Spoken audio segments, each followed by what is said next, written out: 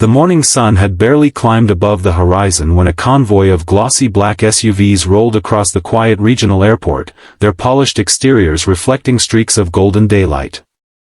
Mechanics stopped tightening bolts, pilots paused their inspections, and baggage handlers exchanged uncertain glances as the vehicles came to a halt in front of the oldest hangar on the property. The woman who stepped out carried herself with the confidence of someone who had never been told no. Every expensive detail of her appearance announced power, success, and authority. Without hesitation, she looked directly at the weathered building and declared that the hangar belonged to her company now, and anyone still using it had exactly 1 hour to clear out. Standing quietly nearby was a single father wearing faded work boots and grease-stained overalls, holding his young daughter by the hand. He didn't argue. He didn't raise his voice. Instead, he calmly reached into an old leather folder and revealed something that would change every life on that airfield before the sun went down. If you believe kindness, honesty, and second chances can change lives, please take a moment to like this video, leave a comment, share it with someone who needs hope today, and subscribe to our channel, Lifeline Tales. Your support helps us bring more inspiring stories to people around the world. The airport rested just outside the peaceful town of Ashbrook, where the pace of life was slow enough for everyone to know each other's names. Unlike massive international airports crowded with endless flights, Ashbrook Municipal Airport existed because of ordinary people. Crop dusters lifted off before sunrise, flight instructors taught nervous students how to trust the sky, emergency helicopters landed without ceremony, and retired pilots gathered each morning with coffee in their hands to watch airplanes rise into the clouds. The oldest structure on the property was Hangar 7, a building that had survived storms, recessions, and decades of changing aviation technology. Its metal walls showed rust in places, its paint had faded beneath years of sunshine, and the roof creaked whenever heavy rain passed overhead. To outsiders, it looked like a relic waiting to be demolished.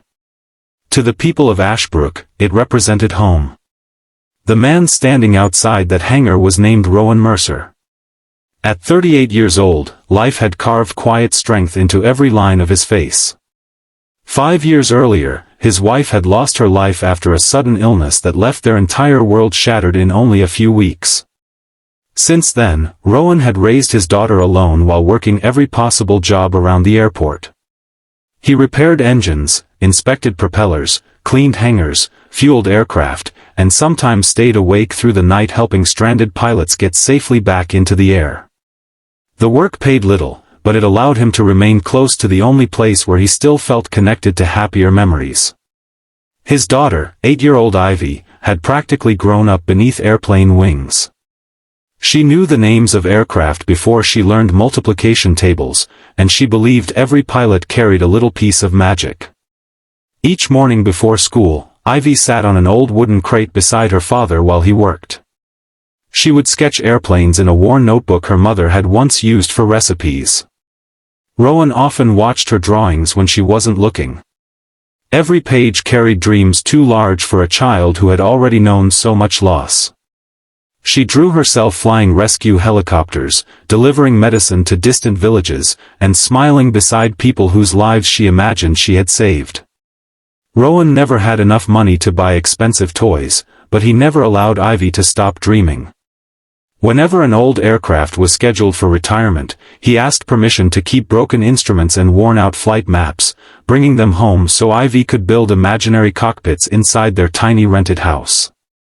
Unknown to nearly everyone, Rowan carried another responsibility besides raising his daughter.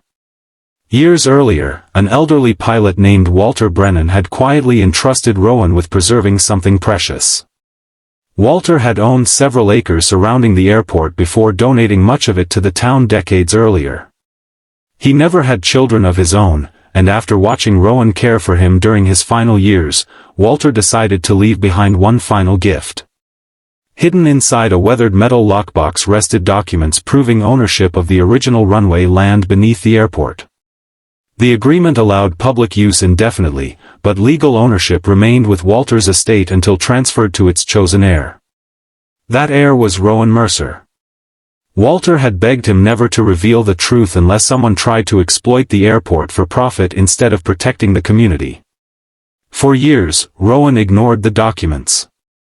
He considered himself merely a caretaker rather than an owner.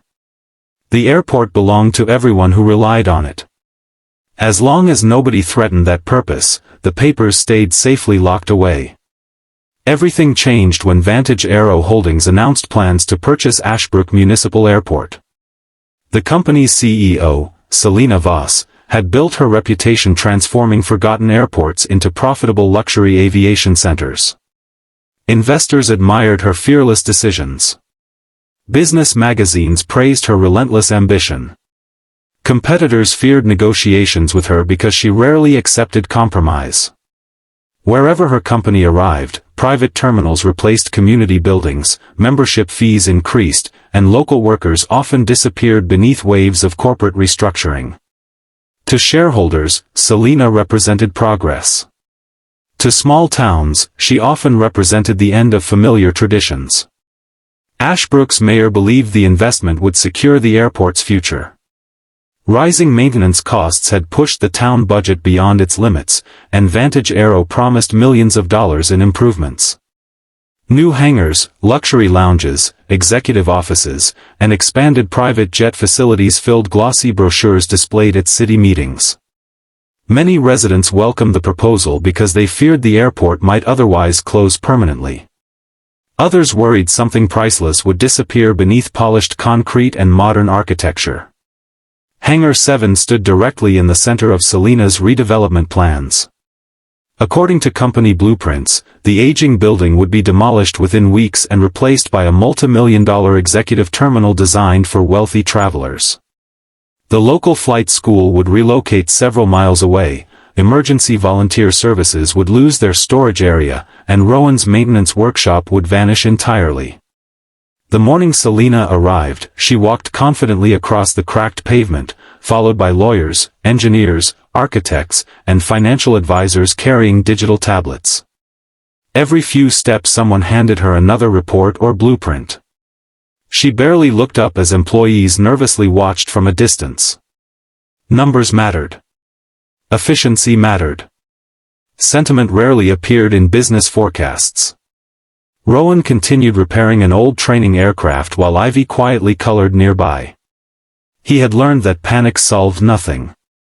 The airport manager approached him with obvious discomfort before explaining that Vantage Aero expected every mechanic to vacate Hangar 7 before sunset.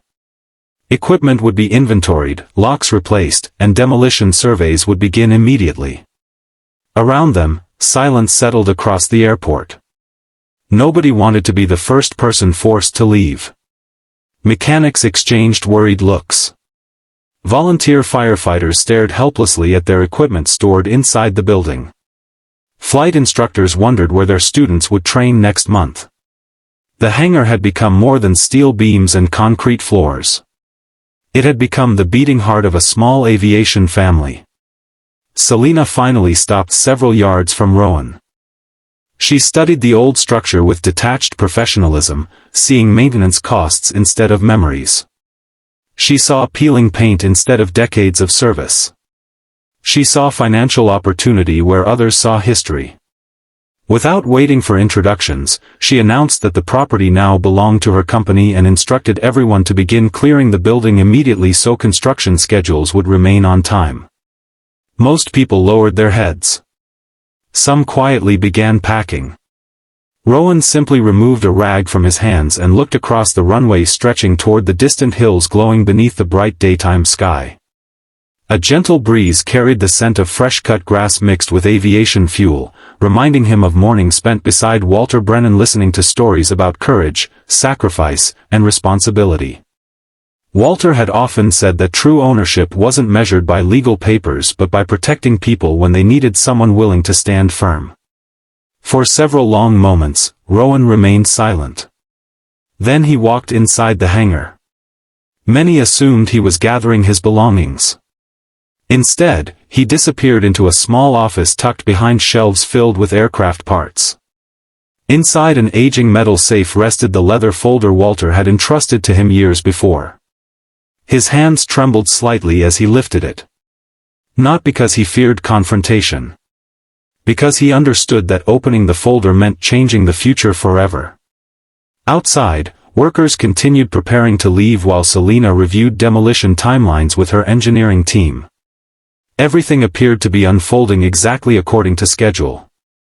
None of them realized that the next few minutes would expose a truth buried for decades beneath legal assumptions and forgotten county records. Rowan stepped back into the daylight carrying the weathered folder beneath his arm. The morning breeze fluttered its worn edges.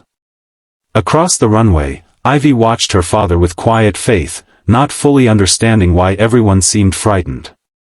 She only knew that whenever her father stood this calmly, something important was about to happen. And somewhere above them, a small training airplane circled peacefully through the clear blue sky, unaware that the ground beneath its wings was about to become the center of a battle between power and principle. The airport fell into complete silence as Rowan carefully unfolded the weathered deed. The attorneys examined every page, then hurriedly contacted the county records office. Minutes later, the confirmation arrived. Walter Brennan had legally transferred ownership of the original Runway property to Rowan Mercer years before. Although the town had the right to operate the airport, any major redevelopment affecting the runway required Rowan's approval.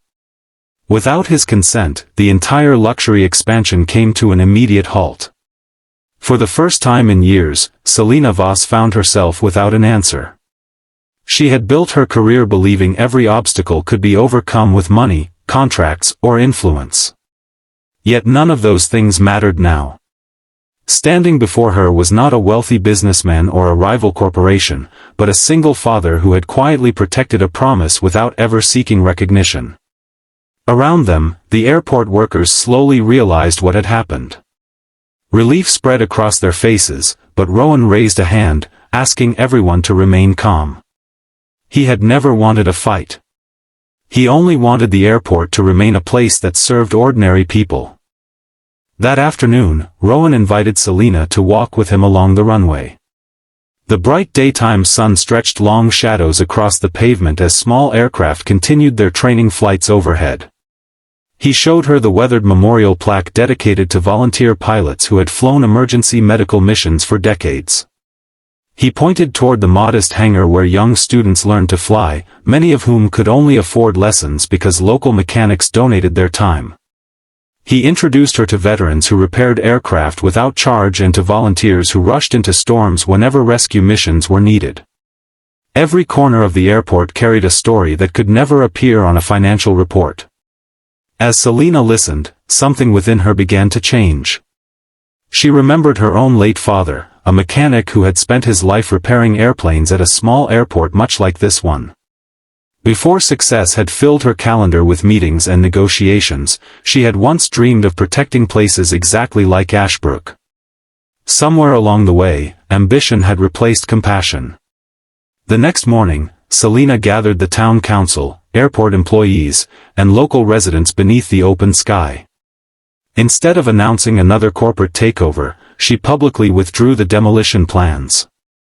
She proposed a completely different partnership, one that would restore Hangar 7, modernize safety equipment, improve the runway, and preserve the airport's community mission.